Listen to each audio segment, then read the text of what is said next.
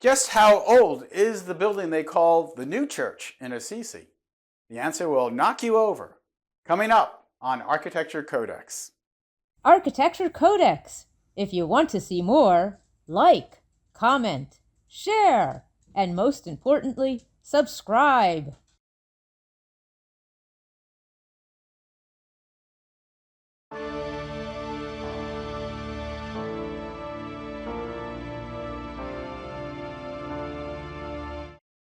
I know that for most viewers of Architecture CodeX, you like the new buildings, but it is important to understand our history, even if architecturally people consider historic buildings the green vegetables of design. You can't have candy all the time or you'll rot your teeth.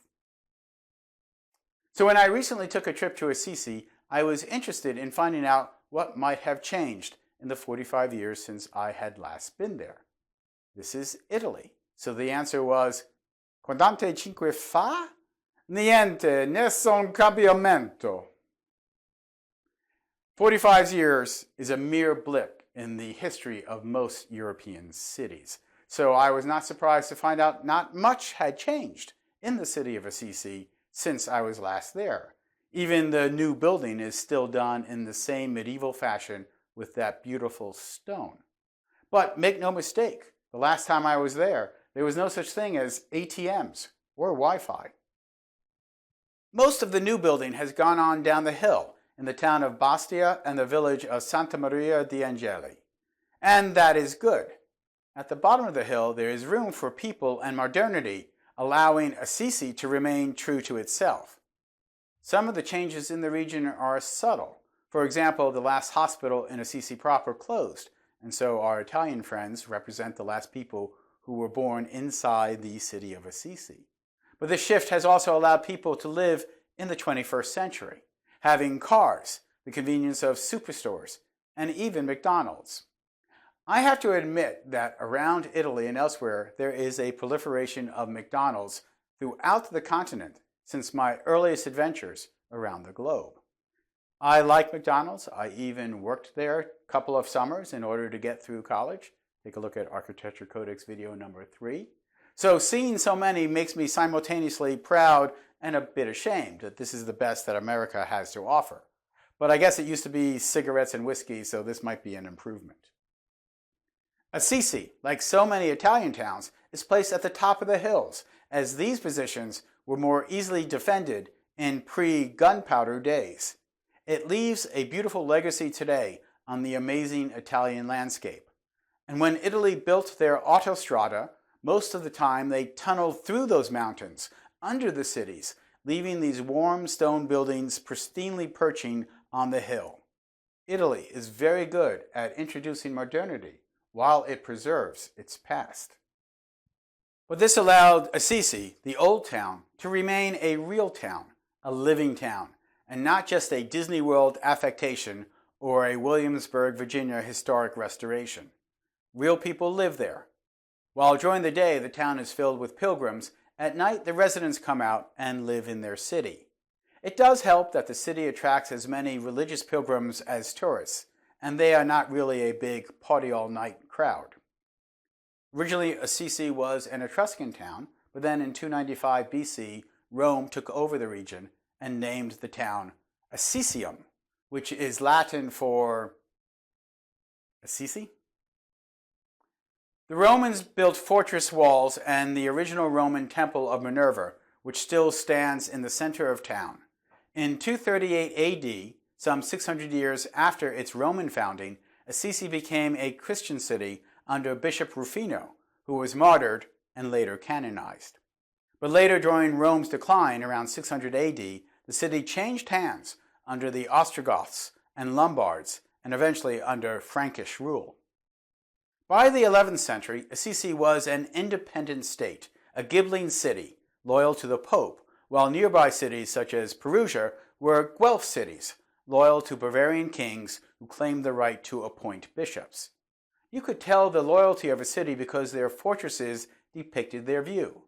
Guelphs had rectilinear parapets or merlins, while Ghibellines had parapets carved like a bishop's or pope's mitered-shaped hat, or some would say swallowtails.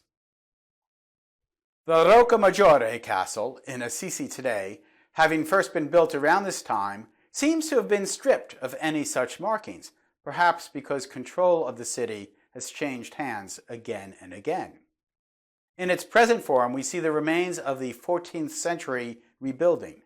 Soon after that time, the city fell into the control of the Papal States, and later, in the 19th century, after Napoleon was ousted, the city-states of the Italian peninsula began to unify as one country.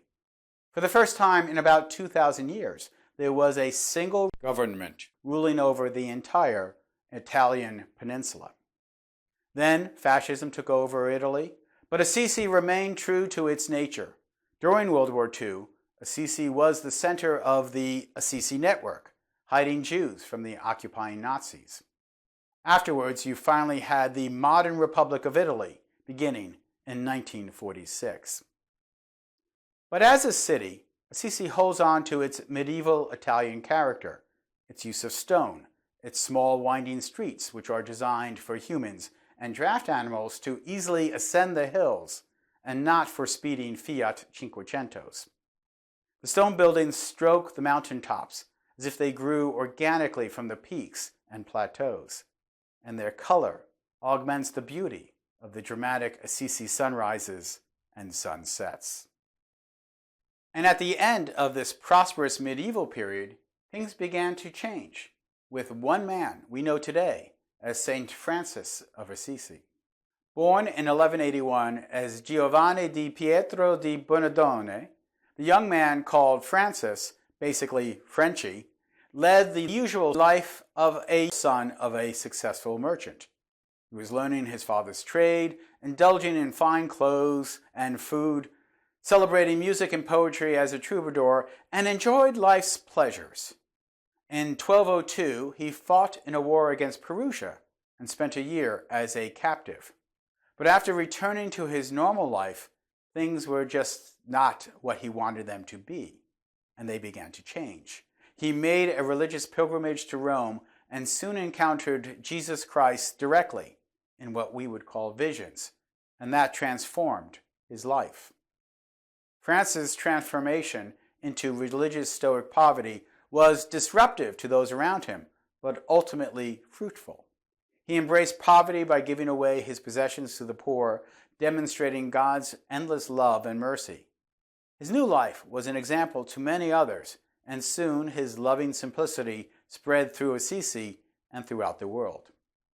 So much is written about St. Francis, it is silly to think I can cover it all here sufficiently in this video on architecture.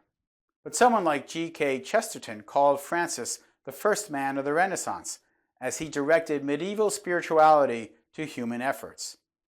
I encourage you to find out more about St. Francis and what miraculous things occurred in his life, because he was willing to love God so humbly. But this is an Architecture Codex video, so let's get to the architecture. Very early on in his transformation, Francis was praying in the rundown church of San Damiano, when the image of Christ crucified, very similar to the cross in the church today, the original is in another church, when the image of Christ crucified said to him, "Francis, Francis, go and repair my church, which, as you can see, is falling into ruins." At first, Francis did not understand this to mean the church universal, but the physical church of San Damiano. Seeing the church today, it is hard for me to find out what was original, what Francis might have built, and what has been changed since. But I have to say, looking at it overall, this is really sloppy work. I mean, I like the authentic use of stone on the outside, but you can see that doors and windows have been added and filled in. Please, somebody, make up your mind. On the inside, the nave has an irregular pointed arch vault, and that abuts to the apsial end where the pointed arch gets even sloppier. And then at the very back, the vault shifts to a round top arch vault, and it's not even centered on the same axis of the pointed arch. Francis may be a saint, but I would think twice about hiring him as a carpenter. I mean, Jesus was a carpenter. Prior to St. Francis, there certainly were plenty of churches in Assisi. The Cathedral of San Rufino, dedicated to Assisi's first saint, dates back to the 5th century. The current incarnation of the church dates back to about the 12th century, shortly after it became the seat of the bishop in the diocese. The church is still more Romanesque, using mostly round-top arches and walls of unadorned masonry. High Roman and High Renaissance architecture would have covered all that exterior stone with plaster. But because these churches express their masonry, I find them more truthful, more sincere, more powerful. And even if some call this Umbrian Gothic, we can see that they use smaller and fewer windows because they are in sunny Italy, whereas Gothic churches in the dark north of Europe would have much larger areas of glass. The interior is far more refined, having been improved well into the Baroque period. The Roman Temple of Minerva has been in the city since the 1st century BC, but the building was not converted into a church, Santa Maria sopra Minerva, until the 16th century, meaning its interior is also very Baroque. I find the opulent Baroque style the antithesis of what St. Francis believed, but I also recognize that extravagant churches like this allow the employment of craftspeople to achieve a level of art that is both fulfilling personally and inspiring to the people of God. After St. Francis, there certainly was a surge in the building of churches and monasteries, commemorating the life of St. Francis, St. Clare, and many other saints of the region. Santa Maria Maggiore is a 12th century structure that was built on earlier churches and Roman buildings. It served as the cathedral, the chair of the bishop, until 1036. Today, the exterior is still that simple bare stone that I think makes Assisi so true and peaceful. In this large facade, there are a few decorative elements, so they boldly accentuate the geometry. 2 round elements, a window and an arched doorway, centered on the gable.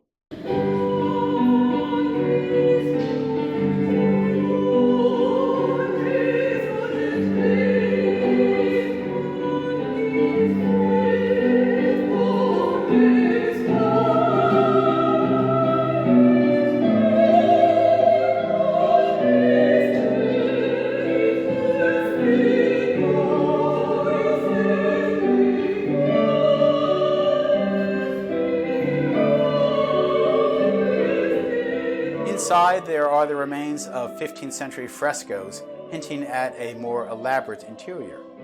But again, given the cacophony of images with which we are bombarded on the outside world, I find the almost naked stone walls more peaceful, serene, and spiritual. The remaining fresco pieces hint at a previous incarnation, but they do not overpower the space. This church is where the uncorrupted body of Blessed Carlo Acutis is laid, so this has become a major pilgrimage church in recent times. Carlo Acutis is the young man born in 1991 who brought a revival of awareness of Eucharistic miracles using the internet. He died in 2006 and was beatified in 2020. The Basilica of St. Francis was completed in 1253 and holds St. Francis' tomb. It is the most significant church in Assisi today. The church exterior is still composed of simple Umbrian stones and smooth surfaces, but there is a greater articulation on what might be considered Gothic elements, such as pointed arch entrances to the main nave, the rose window, and the lancet windows of the nave. This is part of a larger monastery complex, so the basilica is surrounded by arcaded cloisters, both public and private, with spaces and forms flowing irregularly from one to the other. There are later additions unabashedly in Renaissance style, such as the cupola on the tower to the left of the main entrance, or the rounded arch portico over the pointed arch entrance on the side of the lower church. The interior of the main nave features frescoes by the Proto-Renaissance painter Giotto. Like St. Francis, Giotto di Bondone was a transformative person, heralding a Renaissance in Italy, in this case in art and architecture. The vaults of St. Francis Basilica are pointed, like any Gothic church, but the elements are smoothed with plaster and every surface is painted. This is very Italian. There was an earthquake in 1997 which caused some of the basilica's vaults to collapse, but they were quickly rebuilt. The history of Assisi and St. Francis' mission could not have happened without St. Clare, a young woman also drawn to a life dedicated to Christ. The Basilica of St. Clare was built in the 13th century to house the tomb of St. Clare. The facade is very Assisi, very Italian Romanesque. The church has a simple gable end, accentuated by 3 round elements all aligned in the center. Its stone courses in 2 colors emphasize horizontality, which we will see in churches elsewhere in Italy during the late medieval period, such as the church in Orvieto. In another amusing twist on how Italians do Gothic, the church's east wall is held in place by what are essentially flying buttresses. But these 3 portals are gloriously bold, using the half-round arch into a massive solid wall. At the bottom of the hills of Assisi, the papal basilica of Santa Maria de' Angeli was built in the 16th century and rebuilt in the 19th century after an earthquake. It enveloped the church known as the Pozioncola, the location where St. Francis first renounced the world and embraced his vocation. The larger church was necessary to accommodate all the pilgrims flocking to see this historic place of significance spiritually in the life of St. Francis. The Italian Renaissance was at its peak, and architects Galeazzo Alessi and Vignola created a bold but simple style. But during the 19th century reconstruction and expansion, many elements were added in white stone and were much more ornate, pushing the late Renaissance church into the Baroque style. Back on the hills of Assisi, in 1615, they built a church over the site presumed to be where Francis was born. This being Assisi, this 17th century church, built before there was a United States of America, built over 400 years ago, is called La Chiesa Nuova, the new church. This is Italy, and new means it was built after the Emperor Constantine. It seems then that the primary industry of Assisi is the production of saints. St. Rufino, St. Francis, St. Clare, St. Agnes, St. Gabriel, St. Sylvester, St. Vitalis, and the blessed Carlo Acutis, who is on his way to joining that pantheon of holy people from Assisi.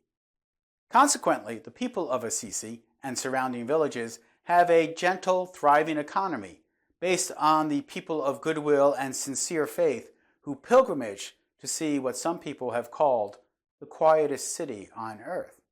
You could be walking around the city some evening just taking in everything, and then suddenly you find you're inside of a church praying Vespers. So the nature of Assisi is very different from other tourist cities, such as Las Vegas, Nevada. What happens in Vegas stays in Vegas, but what happens in Assisi is spread throughout the world. It is a message of love and compassion and salvation from Jesus Christ. I'm Michael Molinelli, and this is Architecture Codex.